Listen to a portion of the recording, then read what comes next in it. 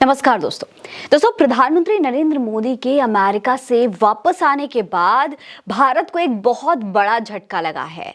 Elon Musk, जिनसे अभी 2 दिन पहले ही टेस्ला के जो मालिक हैं और अमेरिका के बहुत बड़े मिलियनियर हैं एलन मस्क, उनसे प्रधानमंत्री नरेंद्र मोदी की मुलाकात हुई थी। लेकिन इस मुलाकात के बाद दोस्तों एक बहुत बड़ा झटका भारत को लगा है, भारत के सरकार को भी लगा है। दोस्तों आपको याद होगा कि जब एलन मस्क से प्रधानमंत्री नरेंद्र मोदी की मुलाकात हुई तो किस तरीके से प्रधानमंत्री नरेंद्र मोदी की इस मुलाकात को मोदी मीडिया दिखा रहा था कि भाई इस मुलाकात के बाद भारत के लिए बहुत सारे फायदे होने वाले, भारत में बहुत निवेश करने वाले हैं एलन मस्क। और इस तरीके की खबरें सामने आई दोस्तों कि प्रधानमंत्री नरेंद्र मोदी की ये जो मुलाकात थी ये काफी कुछ भारत के लिए लेकर आने वाली है। हालांकि दोस्तों इस पूरी मुलाकात का आउटकम क्या हुआ, क्या रिजल्ट रहा, वो अब धीरे धीरे निकल करके सामने आ रहा है। और सबसे पहली खबर जो प्रधानमंत्री नरेंद्र मोदी के भारत लौटने के बाद निकलकर सामने आई है दोस्तों, वो वाकई में हैरान करने वाली है, पूरे देश को हैरान करने वाली है। खबर यह है दोस्तों कि मस्क के नेतृत्व से चलने वाली एक संस्था है जिसका नाम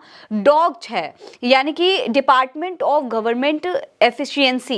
ये एक संस्था है दोस्तों और इस संस्था ने भारत को मिलने वाली चुनावी फंडिंग पर रोक लगा दिया है। दरअसल दोस्तों ये जो संस्था है ये है तो गवर्नमेंट संस्था, लेकिन इसका जो हेड है एक तरीके से वो एलन मस्क को अमेरिका ने बना रखा है, यानी कि अमेरिका सरकार के द्वारा ये जो संस्था है ये चलाई जाती है और इसके हेड एलन मस्क हैं। यानी कि अगर देखा जाए तो न सिर्फ एलन मस्क की तरफ से बल्कि पूरी की पूरी अमेरिका गवर्नमेंट की तरफ से भारत को एक बहुत बड़ा झटका है। दोस्तों आपको बता दें डॉज ने आखिर फैसला क्या लिया, ऐसा क्या फैसला ले लिया है जिसकी वजह से अब देश में एक तरीके से राजनीति गर्मा गई है, भारतीय जनता पार्टी मुकर रही है जबकि सरकार पर ही उल्टे सवाल उठने लगे हैं।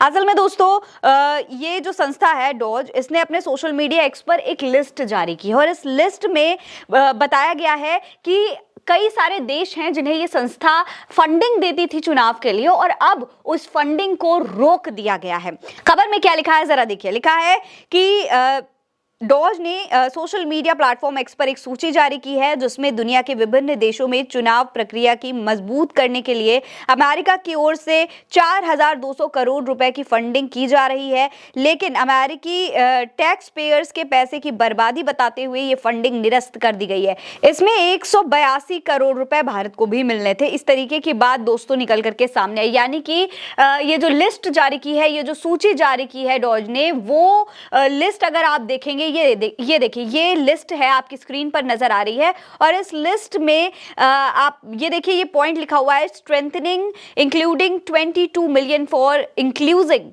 And participatory political process in Moldova and $21 million for voter turnout in India.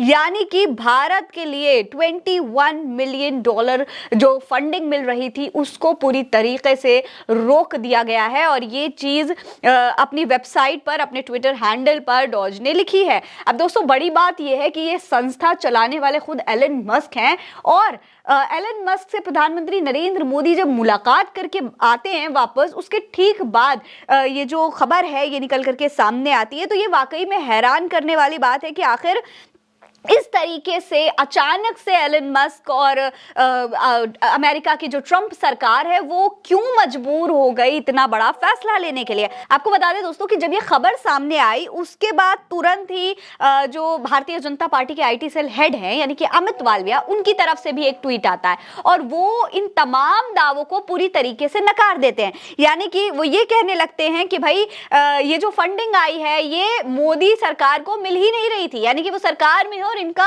इस फंडिंग से कोई लेना देना ही नहीं है जो अमेरिका दे रहा था। सुनिए अमित मालविया का ये ट्वीट है और इसमें क्या लिखते हैं जरा देखिए। उन्होंने एक्स पर लिखा है कि $21 मिलियन यानी कि 182 करोड़ रुपीस वोटर टर्नआउट बढ़ाने के लिए क्वेश्चन मार्क लगा है आगे और आगे लिखा है ये साफ तौर पर देश की चुनावी प्रक्रिया में बाहरी दखल है। इस फंड से किसे फायदा होगा?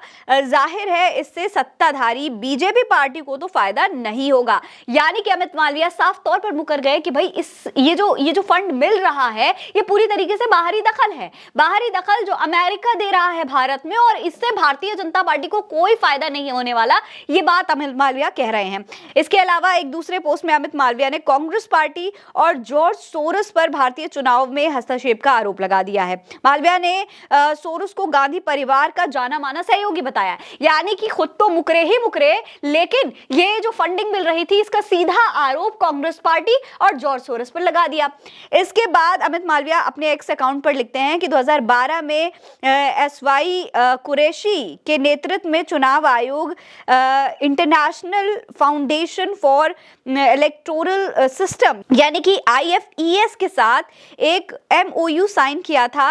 ये संस्था जॉर्ज सोरोस के ओपन सोसाइटी फाउंडेशन से जुड़ा हुआ है। इसे मुख्य तौर पर USAID से आर्थिक मदद मिलती है। यानी कि यहाँ पर दोस्तों अमित मालविया सॉफ्ट तौर पर इस बात से मुकर रहे हैं कि किसी भी तरीके से इसमें भारतीय जनता पार्टी का कोई लेना देना है। लेकिन दोस्तों सवाल यहाँ पर सबसे बड़ा जो उठ रहा है वो ये उठ रहा है कि भारत में पिछले 10 साल से सरकार किसकी है? भारतीय जनता पार्टी की सरकार है।